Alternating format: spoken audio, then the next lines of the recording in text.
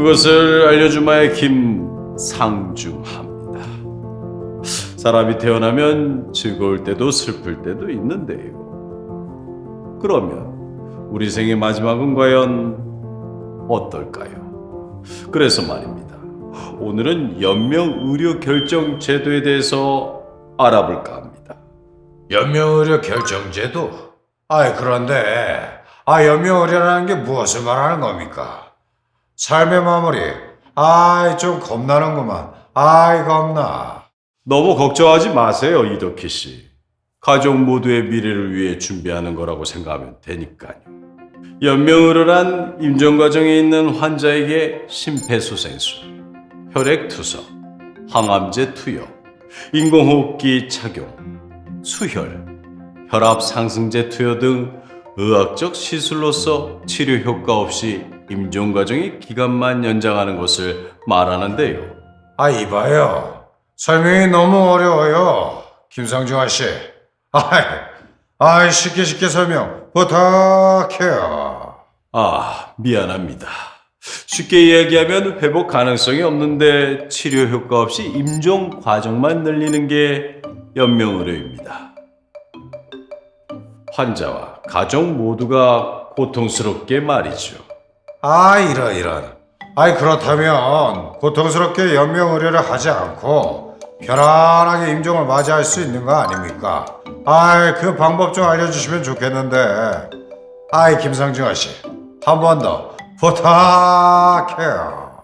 이덕희 씨, 좋은 질문 감사합니다.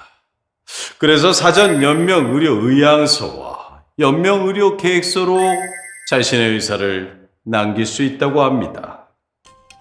먼저 사전 연명의료의향서는 19세 이상의 성인이 연명의료에 대한 의사를 미리 밝혀두는 문서이고, 연명의료계획서는 병원에서 말기암 환자나 임종 과정에 있는 환자가 연명의료에 대한 의사를 남겨두는 문서입니다.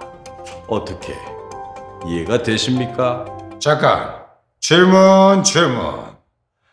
연명의료계획서는 말기 환자나 임종 과정에 있는 환자가 병원에서 연명의료에 대한 의사를 남긴다는 것이고, 그런데 그 사전 연명의료의향서는 어떻게 남기는 겁니까? 이번에도 질문을 참 잘해 주셨어요. 사전 연명의료의향서는 19세 이상의 성인이 건강할 때 연명의료에 대한 의사를 보건복지부에서 지정받은 등록기관에서 작성하고 등록할 수 있습니다. 좋아. 아주 좋아. 이제야 조금 이해가 되는구만. 다음 절차는 뭡니까? 다음 설명 있으면 또 한 번씩 부탁해요. 연명. 그렇다면 말입니다. 무의미한 치료 없이 연명의료 중단을 어떻게 하는지 그 절차를 알아볼까 합니다. 우리는 이제 그 내용에 더 깊이 들어가 보도록 하겠습니다. 연명의료 중단 등 결정? 그것도 뭐예요? 궁금해요. 어서 설명 들어가 봐요.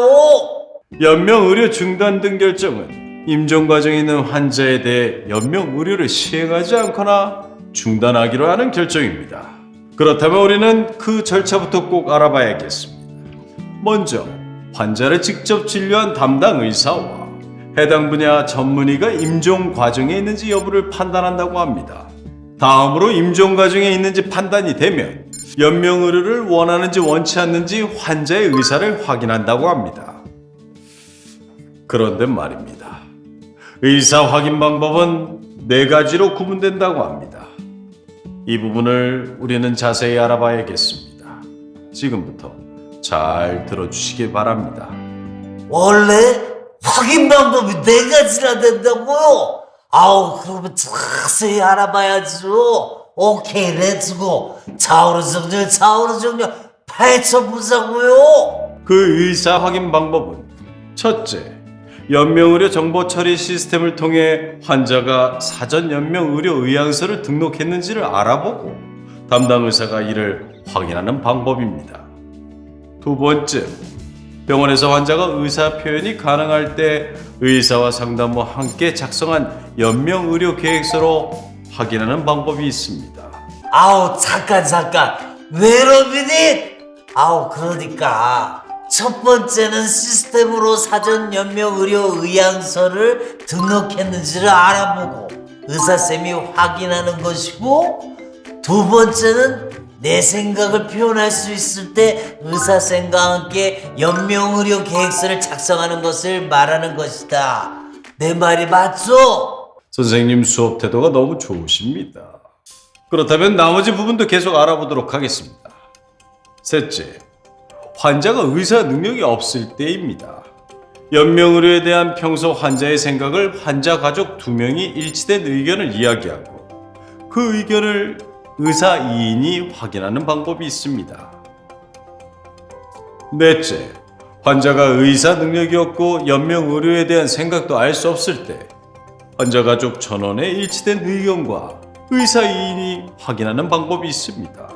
오케이. 그러니까 환자가 의사 표현이 안 될 때는 환자가 가족들에게 말해놓은 평소 생각을 의사쌤들이 확인한다는 것이죠. 오, 선생님 정말 대단하십니다. 정확하게 이해하셨네요. 잠깐만, 저 질문요.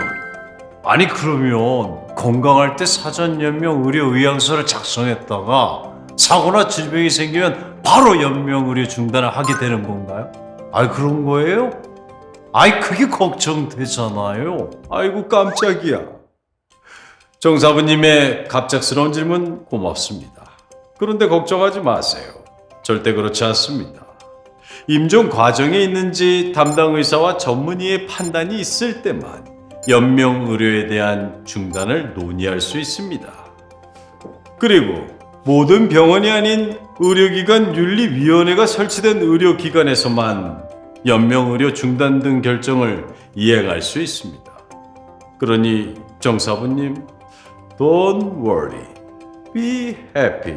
에이 브라더, 나도 질문 있는데, 근데 사전 연명 의료 의향서를 한번 작성하면 이 변경하거나 철회할 수 없을까요? 나도 그것이 걱정되더라고. 에이 브라더, 들어와서 답 좀 알려줘요. 황정만 씨, 절대 그렇지 않으니 걱정 마시기 바랍니다. 작성자의 의사에 따라 언제든지 변경하거나 처리할 수 있습니다. Don't worry, be happy now. 예, 자네는 키가 몇인가? 예, 제 키요? 제 키는 손석희입니다. 손석희입니다. 예, 연명 의료 결정제도 정말 좋은 제도인 것 같은데요. 그런데 사전 연명 의료 의향서를 작성할 수 있는 기관, 이게 어디에 있는지 알려줘야 될 것 같아요. 예, 이 부분을 다시 한번 알려주시기 바랍니다. 손석희 씨 역시 앵커답게 질문이 날카롭습니다. 알려드리도록 하겠습니다. 개인정보 노출 걱정 없는 국민건강보험공단 전국지사에서 상담 등록하시면 됩니다. 어디라고요? 다시 한번. 국민건강보험공단 전국지사. 오케이. 지금까지 아름답고 존엄한 삶의 마무리, 연명의료 결정제도에 대해서 알아보았습니다. 궁금하거나 이해가 안 되면 다시 보기 부탁드립니다. 김상중하, 국민과 함께 To be continue, 계속 나오겠다는 뜻이지요. 보건복지부와 국민건강보험공단이 함께합니다.